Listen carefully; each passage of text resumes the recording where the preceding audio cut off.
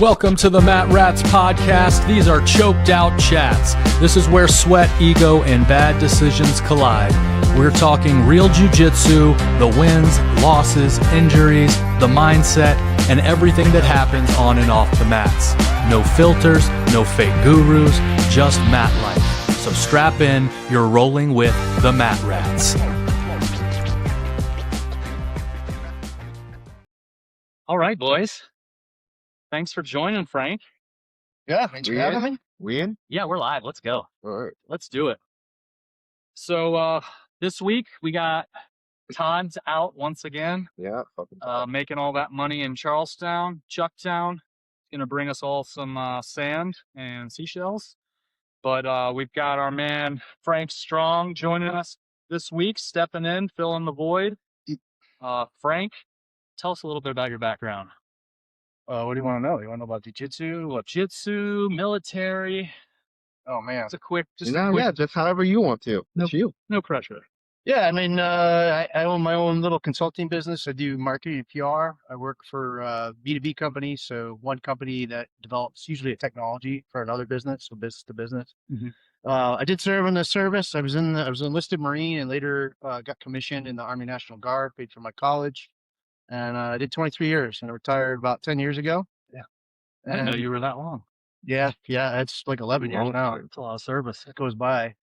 Well, and the thing is, like, what does the service do? Like fitness and all that stuff's a big part of the culture, right? Getting up early, making sure you're fueling yourself. But you also have a physical fitness test every year, right? You've got to pass, got to be a certain score. You've got height weight tests. You've got to be able to fit your uniform. Yeah. You retire and you hang up the uniform. Next thing you know, 5 years goes by and you haven't been working out and you're eating shit. And next thing you know, you're fat. And that's kind of what got me into jiu-jitsu. My kid was doing karate. We used to be at another place that had karate and jiu-jitsu simultaneously. She's part of the after school program. Instructor walked up to me at the end of one class and said, "Why don't you do this stuff?" And I was like, "I want to do jiu-jitsu." He's like, "Well, why don't you do it here?" And I never looked back. That was 6.5 years ago. So Wow. how's that for That's good. brief overview? Yeah, Good that's great. background. Yeah, I had no idea you were in the military that long. Yeah. Yeah, I knew you were in the military, but I didn't know you were in there that long. Yeah, that's quite a career. Yeah, it's pretty crazy too, because I went to boot camp on July 6, 1993, MCRD, Paris Island, Marine Corps Recruit Depot. And pre 9/11, as a reserve, I was a reservist my whole career. So I had a civilian job. And then pre 9/11, it was like no big deal. Mhm. You only got them on 2 weeks a year, just what you expect. Post 9/11, we were busy. Yeah, I bet. And then you got to remember the National Guard has two missions. It's not just a federal mission, but they also support the state. So the governor can call you up for floods, snowstorms, hurricanes, riots. I mean, the first guys to respond to some of the riots on Capitol Hill, I trained them. I put that whole POI together and got those guys ready. I was part of the Maryland National Guard at the time. Nice. Those guys are local, assigned at TMC. It's the only infantry battalion within 30 miles. So Yeah. that's why they get it. How did you become part of Maryland's National Guard? Just because I moved to DC, was looking Okay. around. I looked at the Virginia National Guard, and then some of the folks I talked to said Maryland's better. Plus, they had originally 3 infantry battalions. I was an infantry officer. That's what I wanted to do. And they ended up consolidating them. They just had one at the end. But that's a place that would have the jobs for me, the career track, the opportunity. So Yeah. that's why I did that. And I lived up there. I lived up there for 14 years. Okay. Nice. I didn't know that either. Yeah. Learning a lot about my man. My mom lived up in Maryland, in Annapolis for a while. And so like I loved the Naval Academy when I Yeah. was little, and I would go to camp It's there. gorgeous. But yeah, it's interesting. I didn't know that. Well, this episode, is kind of about how jujitsu is kind of tough. If you've ever sat in your car outside the gym and just didn't really want to get in, you didn't want to get in, maybe you even pulled away, not because you're injured, not because you're busy, but just because jujitsu, doesn't feel that fun right now. So no one really talks about that part. And we talk about the belts, we talk about competitions and the grind, but we don't talk about the burnouts and plateaus and ego. So that's what our session's going to be about today, guys. Awesome. When BJJ stops being fun and, how we get back to it. So, yeah, let's get after it. We go through like several different segments. And the first one we're going to do is the day that you realize you don't really feel like going anymore. Has there been any times recently where either of y'all were like, fuck, I don't know if I want to go today. Not recently, but there definitely is a lot of days where I didn't feel like coming anymore. But you know how we always tell wipeouts if when they're like, "Ugh, I don't know if I'm getting better and stuff, we just tell them keep showing up. Yeah. And I think that was the thing for me too at that time. I was like, eventually something's got to get better, right? I think even though I didn't want to go, I feel like I suck ass right now. But when she kept coming, I think you just kind of get over it. Yeah. I think that's what happened. I think that's why a lot of times a lot of the blue belts do quit because when it does get a little harder and there's that little you get over your head and things like that. So Yeah, for sure. Yeah. but for sure it was for me, had a blue belt and just kept coming, just kept showing up. That was all I did. Yeah. Yeah. Bust through the plateau. Yeah, basically. Yeah. What about you, Frank? Anything? Yeah, I don't know if I've had like periods of time. I definitely have days. Mm-hmm. You know, today was one, right? Had a comp last weekend, didn't do so well. You know, got a lot of things to fix. I just kind of was grinding hard Yeah. leading up to that. I kind of having a letdown. I was just like kind of taking a break. Like today, I didn't feel like coming. Yeah. But then I think the one of the things that draws you back. There's two things really for me. Like I kind of established an intro. It's my workout. This is where I come to get healthy, and then it's like a gateway drug. All these other things happen. You start eating healthy, you start lifting, you start doing extra stuff because you want to get better. So it's good in that respect.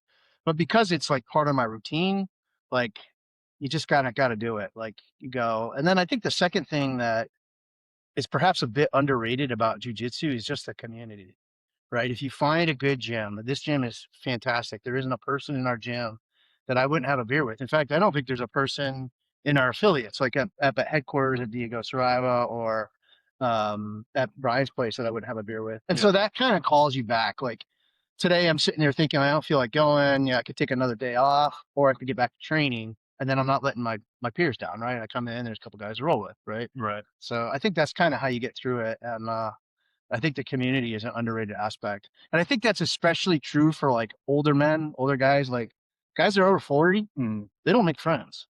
They've got wives, they got jobs, they got kids. Yep. You know, all the partying days and all that stuff is gone. Everybody's in the same boat. You haven't talked to your man friends in a while. Yep. And, you know, I think jujitsu kind of solves that because you suddenly meet, it's an eclectic group of people like the military, Right. but everybody's like-minded. Everybody's here for a purpose. They want to train and nobody's like here to get hurt. So no one's going to be like, out to injure you, you know. Yeah. You get good tough rolls.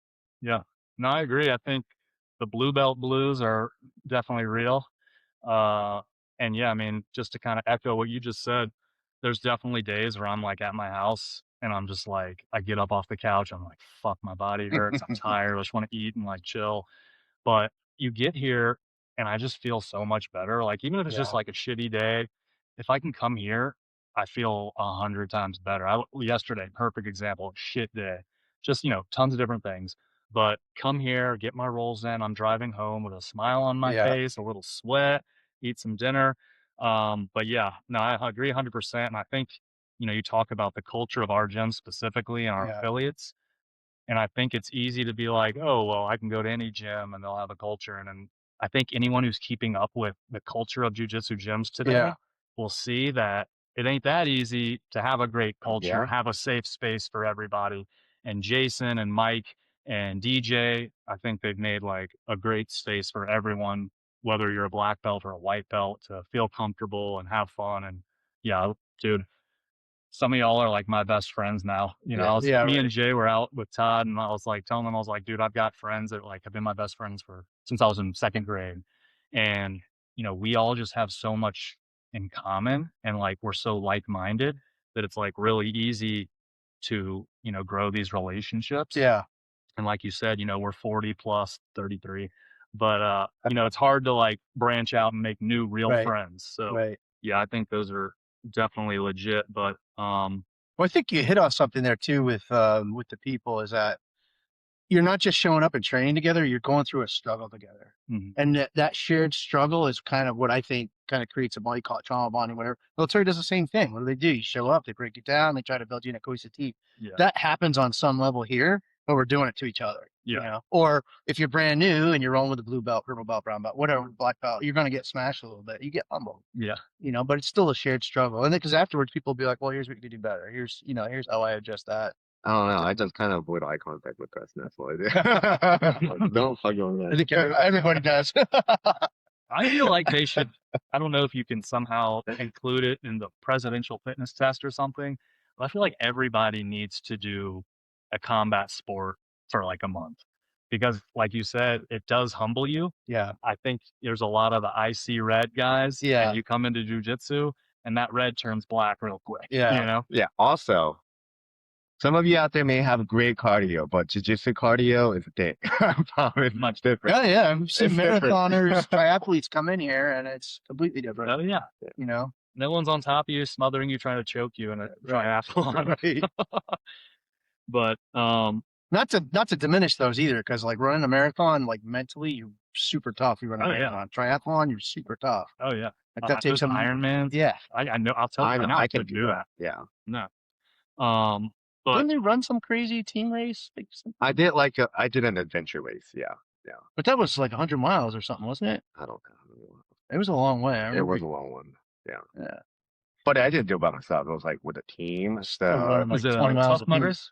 no, it wasn't a Tough Mudder. It's called Blue Ridge Adventure Race, and it's canoeing, biking, and running. Oh, that's cool. And then you have each of checkpoints, so you just look at a map. They don't necessarily tell you where you are, but I guess you were in the military, you have to read a map, you have to get to a certain point. Yeah. It's kind of like that. So you have to learn how to read a map, and they Yeah. give you like a compass, or I think you have to bring your own.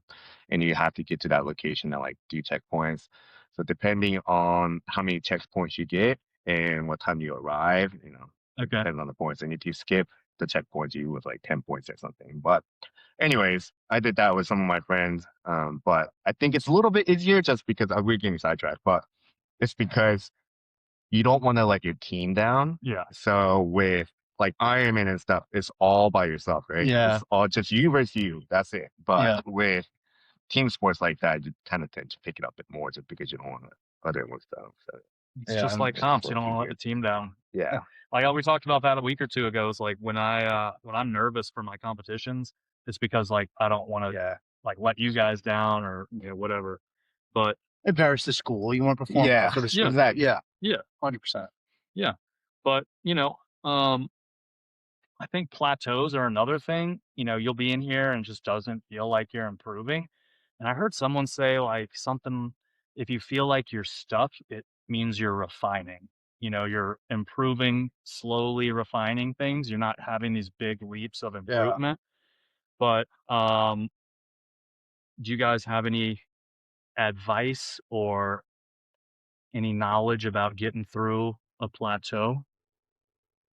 For me, when I was a blue belt, I didn't know what I was doing, so it was just more so I just got to keep showing up. That's what it was. Mhm. But right now, I feel like I'm kind of struggling after comps kind of not going the way I intend to, and I've just been not at the right place. So right now, I feel like kind of hit the plateau. But the difference between blue and purple right now is I'm seeing what I'm doing wrong. And I'm able to point those out and ask for guidance to Jason and other black belts. I think Mhm. that's where the difference are for me right now. So I just got to keep practicing and get privates with the professors and just Yeah. kind of get better. Yeah. Yeah, for sure. Yeah, that's where I'm at. Yeah. I think I have a similar perspective in that respect because, I mean, everybody has plateaus. You hit them, and I think the advice just keeps showing up is true. Like you're going to have progress. It's almost like looking at, if you get on Yahoo Finance or you get on Google Finance and you look at a stock or you look at an index, if you look at it for like the last month, last 3 months, last 6 months, you're going to see some ups and downs. But if you zoom out and look at 5 years, 10 years, you can see that the general trend line is growth. And I think that's true with us. Mhm. It's just a matter of like stepping back and realizing that you are making success. The ups and downs are part of that. And you just kind of got to push through it. And I think like you as a blue belt, like I didn't know what to improve. Like if you asked me, what do you need to improve on? That's something professors would ask. I'd be like, well, clueless. I didn't have an answer for that, Yeah, right? you I tell didn't me. know. And I think now I have a better idea about what I need, so I can go to them with specific problems. Yeah. Hey, I want to work on this. At the same time, being open to like bringing film, be like, hey, can you watch this with me? And then what are you seeing? And get some different perspective. Yeah. Right. Yeah. No, that makes sense. Rob? I don't know. I think like sometimes it just feels like you're turning it into a job almost. Are you trying to like win every round, things like that versus coming in and working on a technique or, whatever it is that you've pointed out in yourself that you need to do better, versus just coming in here and like trying to be a hammer the whole time. Yeah, yeah, yeah. Um, I think that's a good point because a lot of the roles that we'll have, there's periods of times when we roll really, really hard. yeah, Getting ready for comp, that was a grind. Like we did 2 weeks of really hard rolls leading up to that. yeah, yep. But there's a lot of times you come in, it's just playful. Mhm. And I think you learn a lot in playful because it gives you a chance to experiment. And to your point, like you're not trying to win every round, which means you'll take a risk and try something new. And that's important to grow. Sure. Yeah, you might end up in a spot you haven't been in or a bad spot you gotta get out of, but no, yeah, that's for sure. And, once you get to that plateau or that kinda negative space in your head, what do you think is a good way to reconnect with, why you started, get back in? Is it just keep showing up, or do you need to remind yourself what brought you in? I know you wanted to, get in shape and Yeah. For me, it's just it's just the discipline. Like that's the point where you just have to do it. Right. And you're going to, just have faith, if you will, Mhm. but you're going to push through. You're going to get better eventually. We Right. all have plateaus. They come and go, you know, Yeah. it's just part of jujitsu. Yeah. Jaybird? For me, it's kind of a little deep, and I don't want to get a little too deep. But at first, it was because I just missed being on the mat. Because I wrestled in high school. Right. But as I have adapted jiu-jitsu more as my lifestyle, one thing I realize is I feel like ever since I was young, there's always been inside of me where I'm like, I'm not good at something, like I'm just not good enough at anything. I'm just okay at everything, It's like I'm okay to get by, right? But jiu-jitsu is one sport where I'm not like fantastic. I'm not, like Diego, right? Yeah. I wasn't born to do jiu-jitsu, right? However, it is a sport that makes me feel like I am special. Mhm. Where I feel like I am good at something, I'm not just average at something, Yeah. something that I can be proud of that I am good at this. I Yeah. think that's why I love jiu-jitsu so much. Yeah. No, for sure. And I think we all think you're very special at jiu-jitsu. Yeah. And, I second that. it's nice when your peers, have that stuff to say about you. And I think we're all so close that it's very easy for us to like compliment each other and, talk to a white belt about, hey man, like you are doing better. I know I just tapped you 8 times, but like you're doing great. I mean, Jay's one of those guys that sometimes, like Preston, you avoid eye contact. You Yeah. definitely have those days. You're like, Oh, I yeah. feel like wrong with you. You suck and wham. Like I'm not trying to roll with Jay. But who was I talking? I think I was talking to Jason and Randy. Randy has rib problems. I don't know if you gave it to him. Yeah, I gave it to him. I gave DJ, not Professor DJ, or student DJ. I gave him not problems. I gave him problems too. Yeah, yeah. That neon belt. I think that's why I stopped kind of doing neon bellies, and then now I'm picking it Oh, back Right, up. God, right. coming up with you as a white belt and blue belt, that was just miserable. Well, so Jay that's and what I his- told Jason last night. I was like, I came up as a white belt in Jay's neon belly era. And so I was like, my ribs were like fucked up all the time. And I was like, that we were talking about BPC 157. I was like, that's why I first started taking BPC 157. It was Jay's neon bellies. So get a vial of BPC 157, Randy. That's the only thing that's gonna help. That and time off. But what else we got? Practical ways to make it fun again. So enough philosophy. What do you guys do to make it fun? You just take a light round, you joke, what do you do?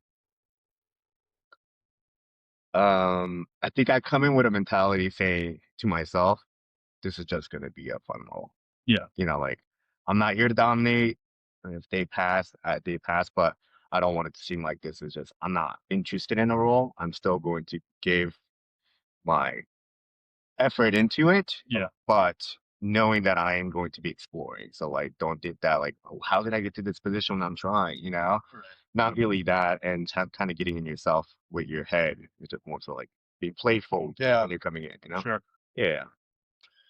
I think one of the pieces of advice you hear all the time is like, as a purple belt, if you want to get better, you need to like roll with blue belts and white belts and try new things and do different things. And I think that's a good way to kind of get through that grind. So you come in and I can have a playful role with someone like Josh, who's, effectively a peer. He's a little better than me, but close near peer, right? Mhm. And then we can have a fun, playful role and try things. But then I can go with someone else that's a blue belt or even one of the white belts, and then I could try all kinds of new things. You start feeling like super successful Yeah. because you're able to hit things as they're still learning too, right? At a skill level. And so I think that's good advice for improving, but it's also good advice for like pushing through the plateaus and like if you're having a little trouble where jujitsu isn't feeling fun again, you start to feel successful. If you feel successful, you're having fun. Yeah. Yeah. No, for sure. Um, yeah, I agree with all that. I think, you don't have to quit. I think if your body's hurting or even if you're just like not feeling it, take a few days off, maybe take a week off. Yeah. I know like whether I'm hurt or not, if I take some time off, I'm like itching to get back in here and hang out with you guys and get some rolls in. I also heard somebody talking about teaching. So I know, Jay, you're teaching in the morning now, but I've heard that that can help kind of re-spark things because not only are you teaching somebody else, which, can give you a little sense of accomplishment or whatever, but, you're teaching yourself by having to teach, Yeah, you got to learn work. It's the old adage, he who teaches learns. Right. So I think, lowering the volume that you come in, if you have to, if you need to, teach somebody and I don't know, maybe like change what your goal is, like work towards something different. Maybe you're stuck trying to get one place and it's either slow or not working. So maybe either drop the goal back, get there, and then keep going, or just completely change the goal. But I think those are all like little ways that you can spark your love of jujitsu again. I think that's good advice too for like if there's a position that you're getting stuck in is like you get on Instagram or whatever platform you prefer, do a bunch of searches and see a bunch of different ways to address that. And you don't have to remember the whole thing. I think a lot of us feel like we've got to go from, Mount, you're like at -3 to like +3, and it just doesn't work that way. You've kind of got to step yourself up. So Yeah. when you're researching a move or a place you're getting stuck, is like find one thing that you can remember under pressure, and then go and just do that and see what happens, right? And then you can build on that. Yeah. Have you guys ever had, it's not burnout, it's not your body being sore, but it's just like ego, whether maybe like you're getting tapped more often than you're used to, or you're not winning as much. Um, I think maybe go ahead. Are you saying my egos get hurt or so you asking? Yeah, like your ego's hurt. You're getting, like I said, you're getting tapped more, you're losing rounds. Maybe the people around you seem like they're getting better. You don't feel like you are. I don't necessarily get upset if people around me are getting better, Hmm. but I always told myself I'm not gonna let a blue belt tap me, but Rob, you tapped me, and that did hurt my ego. And I was actually trying to hurt my ego even more.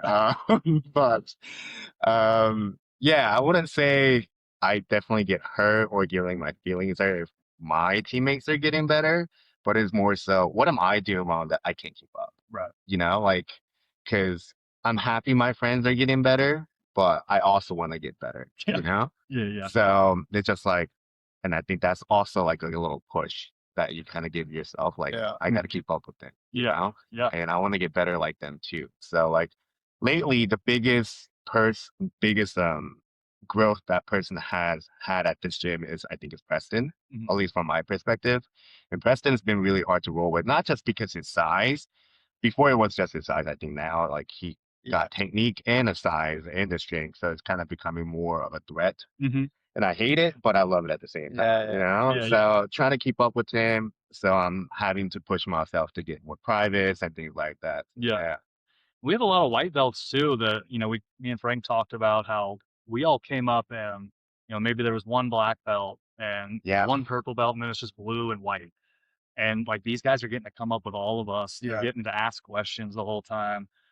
So we don't know how much like they're progressing and like They're progressing much faster. very fast. Yeah, yeah. So like we were like talking earlier, and I talked to you about this too. It's like, and sorry about this, fellas, but the green pass, the freebies are over. Like you're gonna start getting some pressure and a little We work. did have a little more tough. Yeah, we didn't have as we only had few people that we could really look up to in the gym Yeah, to teach us. I was like just Jason, Chris, Mike, and sometimes DJ will come, but yeah. Yeah, I have variety for sure. Well, I think that like, if you only love jujitsu, if you're doing good, if you're winning, you don't really love jujitsu, right? You love performing well at whatever you're doing. But jujitsu is something with so many ups and downs. Like if you only like it when you're doing well, you're going to be one of the people that quits, Yeah. in How, my opinion. how about you? You have an issue getting tapped by a lower belt? Yeah. Do you? Yeah. No, I don't want a lower belt tapping me. I'm not even going to like I'll let you work to a good position, but then I'm going to Yeah. stop that. So if a white belt or a lower belt taps me, they earned it. Yeah. Or I just let them get too deep into wherever I worked. But yeah, for the most part, and like you said, these white belts, you give them too much and they're going to get in that good spot. Oh yeah. But my ego, I think where I had the biggest ego thing in jujitsu, and it's gone away now, but when I was a white belt and the guys I started with got promoted to blue belt, dude, I was like, I don't know what am I not doing? Like in my head, I thought I was like better than them because I was, winning the Doing round. nogi too long. Yeah, That's why. yeah. And I was like, how come I'm not getting pro? This is fucking bullshit. Like, blah, blah, blah. I was like, I'm going to go to a new gym. Like, yeah, taking my ball and going home. So that's my ego got me there. But yeah, I'm glad that I got through it, That's funny. stuck with it, stayed at this gym. Yeah. I'm glad you stayed too, man. It's funny the challenges that people go through, but Yeah, you're saying that. I'm sure there's a gazillion other people who had the same thought. yeah. But that's just the thing. Like, not that that's a big deal, but you don't know what anyone else is going through. You don't know what they're dealing with, what they're coming in the gym with, what they went through with the day. Are you and your wife going through something? Is your kid sick? Yeah, that's There's so much that everybody has going on in their life, and you just never know. But what we'll do just to get closed out, we always do like little bonus segments at the very end. Yeah, we do. So we'll do a little just quick rapid fire. I'm gonna ask you guys a couple questions. So we can start. Jay, when's the last time jujitsu was not fun? I can't remember the exact day, but one thing I do remember is when Mike's mother's milking me with his chest hair. Oh man. I think I was a white belt. I was getting very claustrophobic. I didn't tap because my stubborn ass was like, I'm not gonna tap to this shit. But I do remember I was like, man, do I keep wanting to do this? Yeah. Yeah. While you're flossing with Mike's hair. Mike's hair on your chest is not fun. But yeah, that was when jiu-jitsu wasn't fun for me. Okay. Frank? I think, last Saturday, like post comp, if you didn't have a good session. Yeah. Yeah. Well, like you said, that last 2 weeks, everyone was fucking grinding. Yeah. And like hard rolls, working on the things you needed to work on. And honestly, I don't think the best man always wins in jujitsu. I didn't get a chance to watch your matches because I was at Mardi Gras. I got a chance to watch Jay's. I don't think either of those guys were better than Jay. And I think the first guy was probably the worst. He ended up winning the whole thing. Yeah. I got fucking robbed. Fucking robbed. He had neon belly. Fucking ref didn't give him a point. I think it's like Professor Jason said, early on, you win or you learn. So when you have those days, you kind of just got to break down the lessons. And like I have a focus area now. I know what I need to work on. Yeah. Let it drive you. Let it feed you. Jay, anything that could make you quit? No. If you took all my limbs away, yeah, then I'll probably Yeah. Assuming health. Assuming you have your health. Health is the only thing that will keep me away. But other than that, no, I don't think so. Okay. Yeah. Any drama in the school? Like this is my place to get away from drama. Like That's I a good leave one. Yep. all that crap behind. I That's a come great here, answer. I get it all out, and I leave happy, like you said. That's a great Yeah. answer. I don't want any drama in the gym. Like this is my safe place. Yeah. My safe place to do violence. I like that. I like that.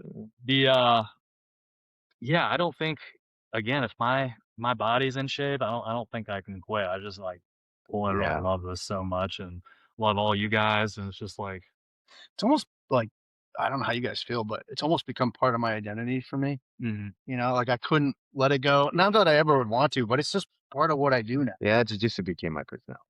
Yeah. Sure. Yeah, it is part of my personality. I'm killing your rapid fire questions. No, that was it. We just do a few rapid fires and we get out. So, the truth is jujitsu isn't supposed to feel amazing every single day. Some days you're the hammer, some days you're the nail, and some days you're just fucking tired. So if you zoom out, the hard sessions are part of the story. The plateaus are growth, and the burnout is usually, your ego disguised as exhaustion. So, reconnect with why you started. We appreciate everyone in our gym that continues to show up, because they're not just getting better, they're helping us get better. So even on the days where it's not very glamorous, I know we all love seeing everybody at our gym. But anyway, if this episode hit home for you, please share it with a teammate who might need it. Follow, subscribe. And as always, stay sharp, stay humble, and we'll see you guys on the mats. Frank, you're the man, dude. Thanks for having me, guys. Thank you. Oos. That's another round of Choked Out Chats. If you got something out of this episode, hit follow, subscribe, and share it with your training partners, especially the one who still thinks they almost had you. We'll be back with more stories, more technique, and more chaos from the mats. Until next time, train hard, tap early, and don't be a dick on the mats. Oos.